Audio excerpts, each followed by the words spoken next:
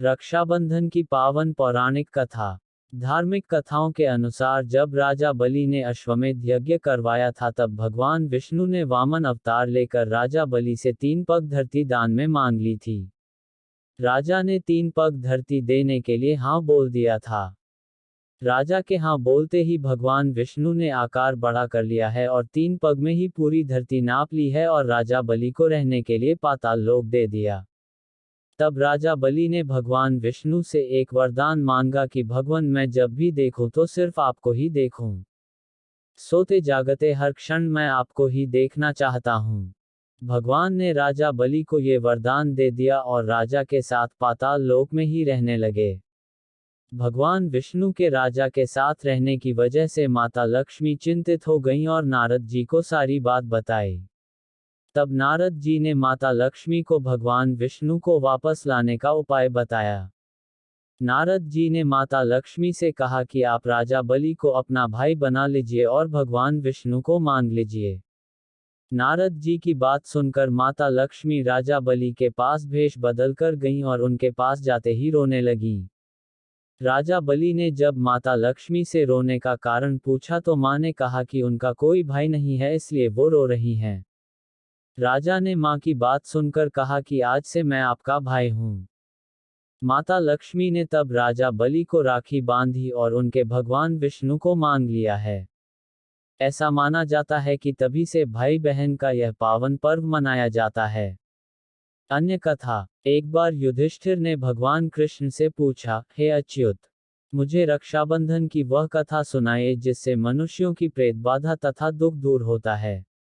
भगवान कृष्ण ने कहा, हे पांडव श्रेष्ठ, एक बार दैत्यों तथा असुरों में युद्ध छिड़ गया और यह युद्ध लगातार 12 वर्षों तक चलता रहा। असुरों ने देवताओं को पराजित करके उनके प्रतिनिधि इंद्र को भी पराजित कर दिया। ऐसी दशा में देवताओं सहित इंद्र अमरावती चले गए। उधर विजेता दैत्यराज ने तीनों लोकों को अपने वश में कर लिया। उसने राजपद से घोषित कर दिया कि इंद्रदेव सभा में न आए तथा देवता व मनुष्य यज्ञ कर्म न करें। सभी लोग मेरी पूजा करें। दैत्यराज की इस आज्ञा से यज्ञ वेद पठन पाठन तथा उत्सव आदि समाप्त हो गए। धर्म के नाश से देवताओं का बल घटने लगा। यह देख इंद्र अपने गुरु बृहस्पति के पास गए तथा उनके चरणों में गिरकर निवेदन करने लगे, गुरुवर, ऐसी दशा में परिस्थितियां कहती हैं कि मुझे यहीं प्राण देने होंगे। न तो मैं भाग ही सकता हूं और न ही युद्ध भूमि में टिक सकता हूं। कोई उपाय बताए। इंद्राणी ने श्रावणी पूर्णिमा के पावन अवसर पर द्विजों से स्वस्तिवाचन करवाकर रक्षा का तंतु लिया और इंद्र की दाहिनी कलाई में बांधकर युद्ध भूमि में लड़ने के लिए भेज दिया। रक्षाबंधन के प्रभाव से दैत्य भाग खड़े हुए और इंद्र की विजय हुई। राखी बांधने की प्रथा का सूत्रपात यहीं से होता है। भारतीय इतिहास के अनुसार मुसलमान शासक भी रक्षाबंधन की धर्मभावना पर न्योछावर थे। जहांगीर ने एक राजपूत स्त्री का रक्षा सूत्र पाकर समाज को विशिष्ट आदर्श प्रदान किया। इस संदर्भ में पन्ना की राखी विशेषतः उल्लेखनीय है। एक बार राजस्थान की 2 रियासतों में गंभीर कलह चल रहा था। एक रियासत पर मुगलों ने आक्रमण कर दिया।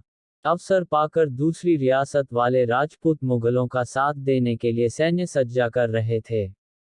पन्ना भी इन्हीं मुगलों के घेरे में थी। उसने दूसरी रियासत के शासक को, जो मुगलों की सहायतार्थ जा रहा था, राखी भेजी। राखी पाते ही उसने उल्टे मुगलों पर आक्रमण कर दिया। मुगल पराजित हुए। इस तरह रक्षाबंधन के कच्चे धागे ने दोनों रियासतों के शासकों को पक्की मैत्री के सूत्र में बांध दिया। एक बार भगवान श्री कृष्ण के हाथ में चोट लग गई तथा खून की धार बह निकली।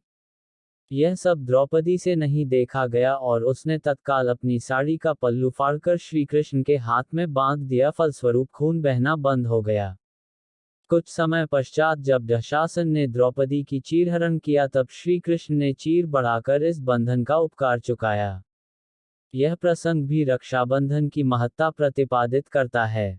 मध्यकालीन इतिहास की घटना है।